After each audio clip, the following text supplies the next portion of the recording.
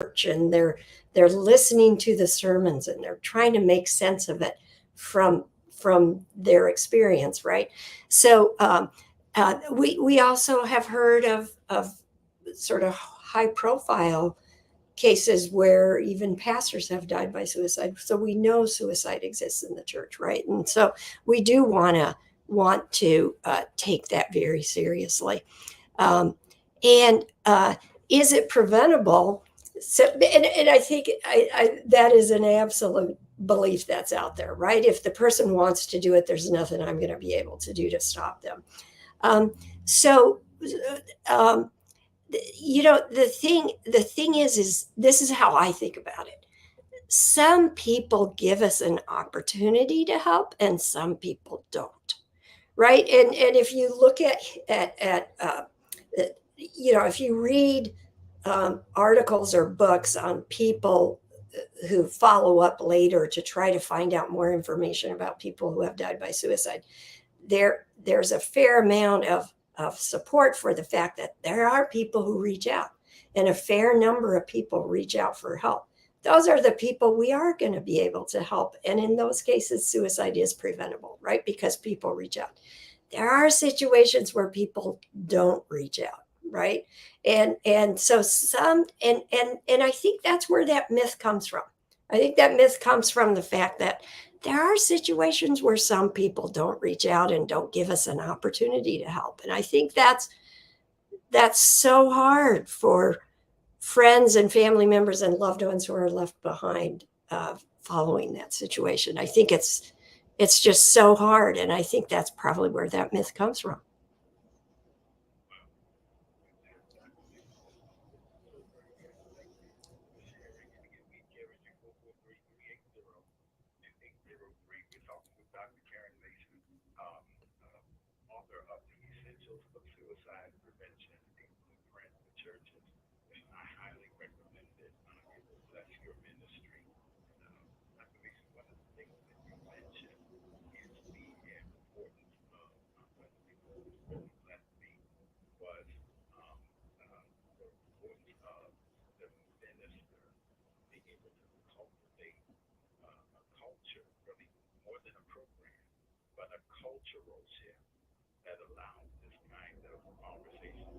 Mm-hmm.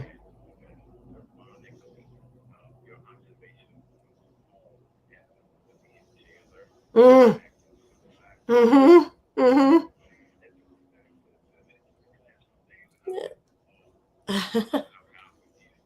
Mm.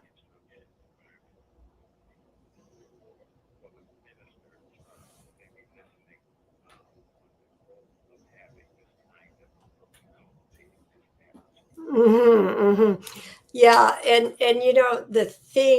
the thing I love about Acts 16, where Paul and Silas are in prison in Philippi, right? And then there's an earthquake, and they can hear the jailer. I don't know if they can see him also, because it doesn't say so in the text, but they somehow sense that the jailer has pulled out his sword and he's about to kill himself.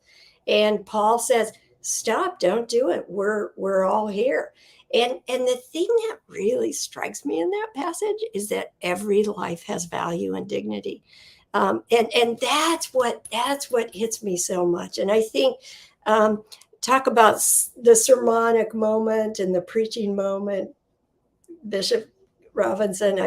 Which you have really thought a lot about. I just think that there's a preaching opportunity there that doesn't always get taken.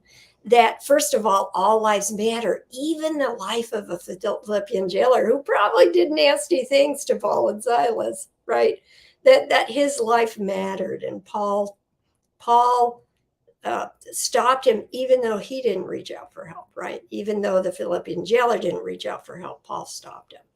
So yeah, I just think that's so powerful, and an opportunity to bring up suicide prevention.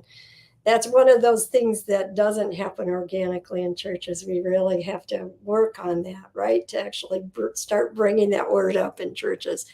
Um, but but the role of the pastor, I think, is just so important in terms of setting a culture.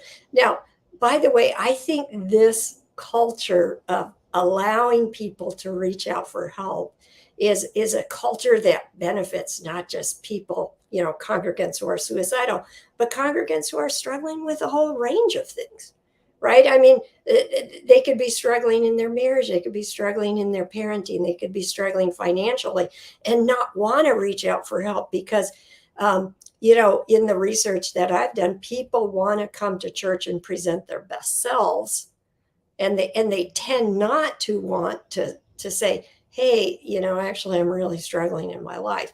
And I think that's what's so crucial about this culture of authenticity. I think some of it happens organically, but so for instance, a lot of congregants have said to me, prayer meetings is a place where this can happen very organically, where people bring up prayer requests for what they're struggling with, right? So some of it can happen very organically where the struggles of life do get shared in church and do get prayed for it and people do get supported.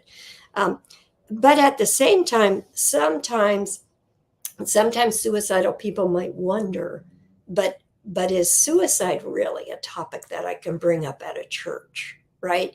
And there are plenty of stories of people who have brought up suicide in a prayer meeting and it has kind of fallen flat, right? So that's that sort of non-naturally occurring piece that clergy pastors can really focus in on. Organically, they can really work on fostering that authentic community where people really are able to reach out for help. And I think to some extent, more intentionally, they have to include suicide in that, right? Because suicide is stigmatized. But I'll just also share, I just love blind Bartimaeus in the Bible because his community told him to shut up, don't reach out for help, and blind Bartimaeus just kept yelling louder. That just gives me goosebumps when I think about it, the courage that it took for this man to reach out for help. I think that's what it often takes for suicidal congregants. It takes some courage to reach out for help. And I think we in the church need to foster that kind of community where suicidal congregants really can reach out for help. And by the way, suicidal clergy, right? That's even harder. That's even harder to do. That's harder to do.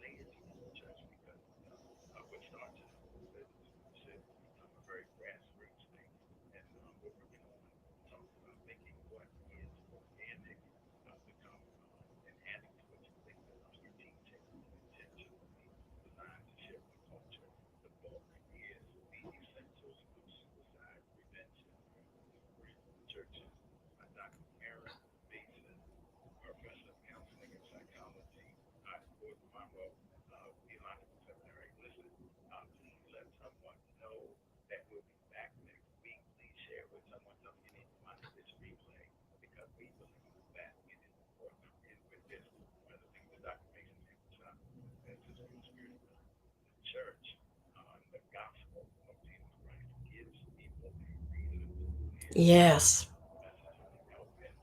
Yes.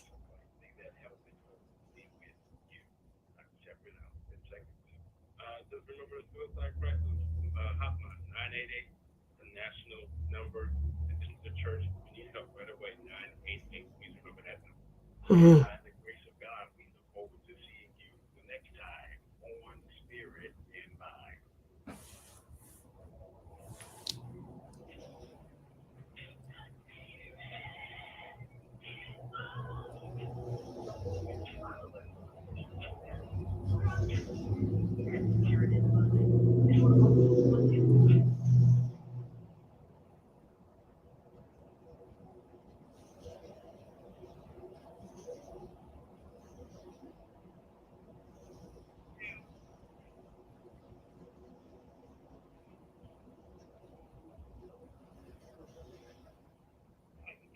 Yes. Hi there. Okay, perfect. Thanks so much. Okay, bye bye.